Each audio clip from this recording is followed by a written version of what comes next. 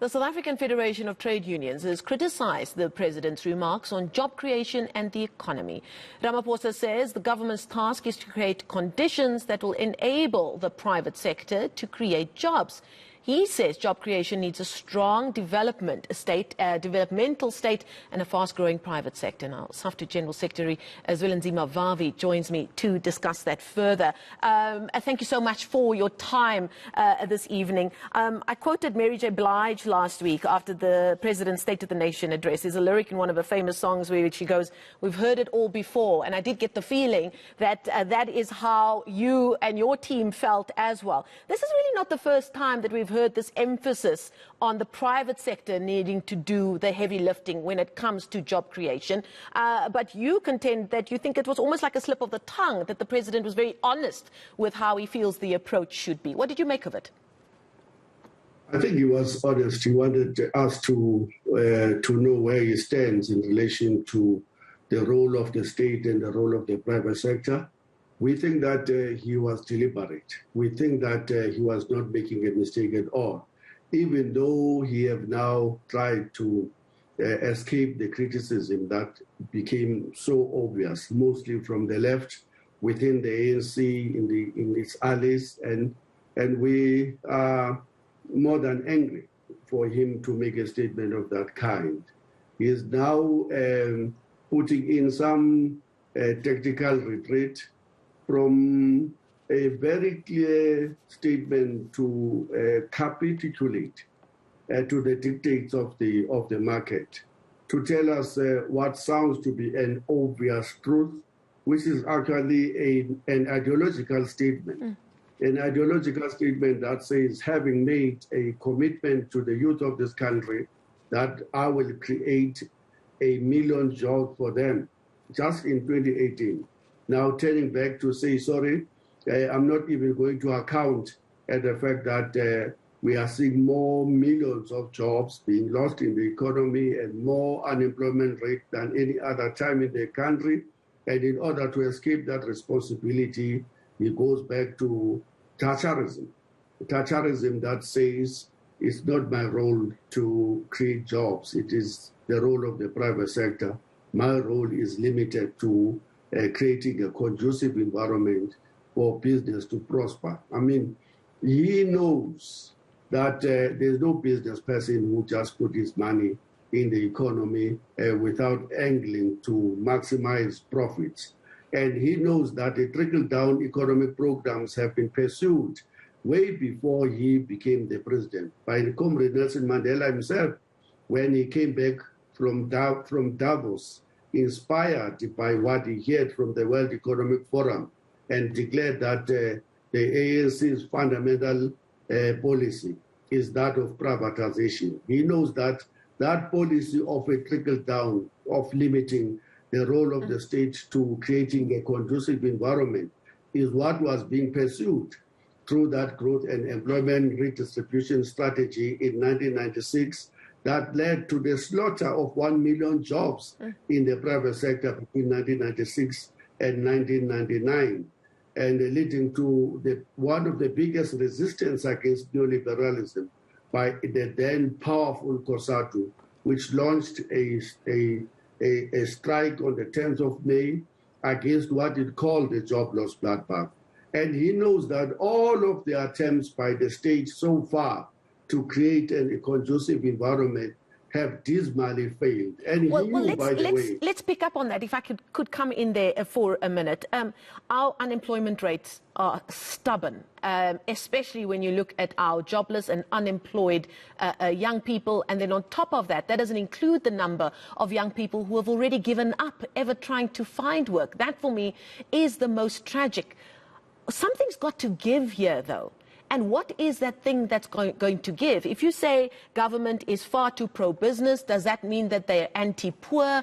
Where should they be focusing to unblock those passages that are keeping us from trying to stop that unending spiral of unemployment and poverty? The RDP that swept the ANC to power in 1994 said that our programs must integrate growth, development, reconstruction, and redistribution into a unified program. And that the key to this link is a reconstruction and development program that will provide access to modern and effective services like electricity, water, telecommunication, transport, health, education, and training for our people. And that's where we are coming from. We are in search of an active developmental state that have a capacity to intervene in this economy as it has intervened right throughout the history of the South Africa's economy, because one of the things that we must learn even from the ugly apartheid colonialism is that when the then apartheid whites-only regime intervened in response to the first recession to hit the world in 1928, was that it intervened, it created ESCOM, it created Telkom, it created many of the state enterprises that the ANC government is destroying today to address the poor white problem. Now we have a black government that is pandering to the whims of the white businesses in the main, that leaves the black people as the face of poverty, unemployment, inequality, as they were during the apartheid era. And we think that this is absolutely a travesty of justice beyond what you can describe in words.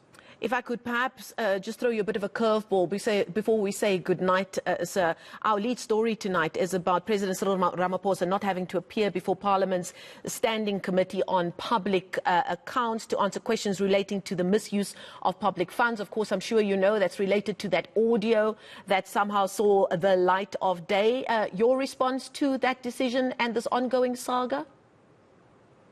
You know, if you want to discredit your crime prevention strategy or your corruption strategy, is when you have double standards, is when your standards and your norms have eyes. They look at who is engaged in pillaging, and then they look on the other side.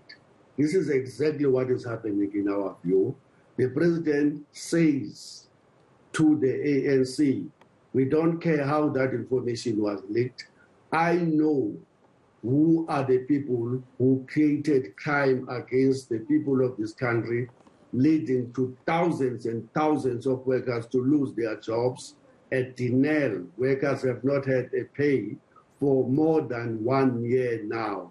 SAA workers spent more than 2 years without pay before being retrenched.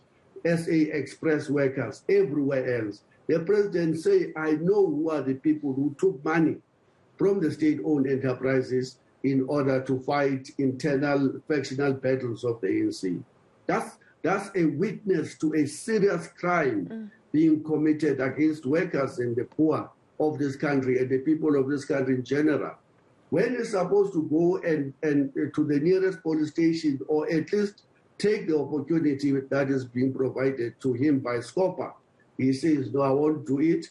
And again, there is a wall of sycophants who say, no, our president shouldn't be held accountable, should not point out who these criminals are, so that in the next conference, they will do the same thing, perhaps together with him. We want to condemn that in the strongest terms possible. There can be no worse betrayal on workers who are starving as we speak at home than a statement that says, there must be double standards, the president shouldn't be held accountable, but everybody else must be chased. Why chasing lizards when the crocodiles are against you? And that's what Mzwakhe once said in his poems in the 1980s. And this is exactly what is happening. We're chasing small lizards, and we're leaving the big criminals moving the 400 billion rands out of this economy, which includes, by the way, the president who got implicated in that activity too. But we will not act because we love him. He's our good boy, and he helps us to create this conducive environment. we must chase the small boys. Okay, this is unfair. Just one word answer from you. Do you believe government is going to end up hiding behind the Zondo report and that nothing will come from it? One word answer from you. There will be nothing coming out because the state has been hollowed out. The NDPP has no capacity. The Hawks have no capacity. Our courts and our police have been hollowed out, unfortunately, through those many years of corruption. And now we are on our own, basically. We will read these reports and we'll know who have robbed our children's future, but we will not be able to punish them, unfortunately. Zwelinzima Vavi, General Secretary of SAFTU, thank you so much for your time this evening.